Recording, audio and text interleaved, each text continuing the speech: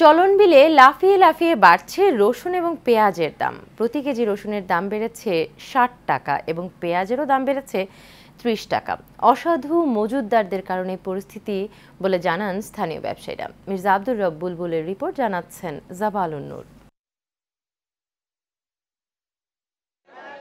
শস্য ভাণ্ডার ও মৎস্য ভাণ্ডার হিসেবে সুপরিচিত সিরাজগঞ্জের চলন বিলে চলতি মৌসুমে বাম্পার ফলন হয়েছে পেঁয়াজ ও রসুনের, কিন্তু কয়েক সপ্তাহের ব্যবধানে হঠাৎই ঊর্ধ্বমুখী এই দুটি নিত্যপণ্যের দাম।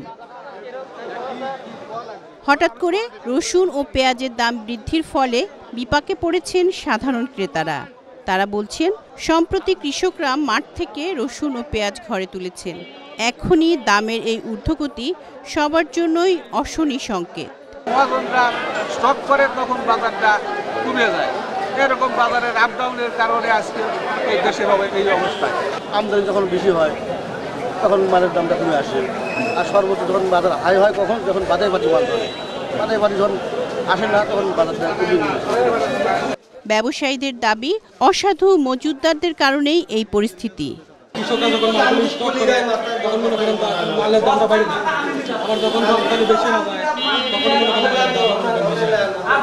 তাড়াশ উপজেলা কৃষি কর্মকর্তা জানান, চলতি মৌসুমে লক্ষ্যমাত্রার চেয়ে বেশি রসুন ও পেঁয়াজ উৎপাদন হয়েছে। দাম বৃদ্ধির বিষয়টি খতিয়ে দেখা হবে। কর্তৃপক্ষের দৃষ্টি আকর্ষণ করব যাতে কৃষক ভাইয়েরা তাদের এই ন্যায্য মূল্য পায়, কোনো মধ্যস্বত্বভোগী যাতে এর সুবিধাটা নিতে না পারে আমরা কৃষক ভাইদের পরামর্শ দিচ্ছি। আমরা উপজেলা প্রশাসনের পক্ষ থেকে নিয়মিত বাজার তদারকি করছি। অসাধু যারা মজুতদার এবং ব্যবসায়ী সিন্ডিকেট এখানে আছে তাদের বিরুদ্ধে আমাদের অভিযান অব্যাহত রয়েছে। ইনশাআল্লাহ এই সিন্ডিকেট ভাঙার জন্য উপজেলা প্রশাসনের চেষ্টা অব্যাহত থাকবে। কৃষি অফিসারের তথ্য অনুযায়ী এবছর ৫,০০০ হেক্টর জমিতে রসুন ও পেঁয়াজের চাষ হয়েছে। ১,৬৫,০০০ মেট্রিক টন রসুন ও ৮০,০০০ মেট্রিক টন পেঁয়াজ উৎপাদনের আশাবাদ কৃষি বিভাগের। জাবালুন নূর, এশিয়ান টেলিভিশন।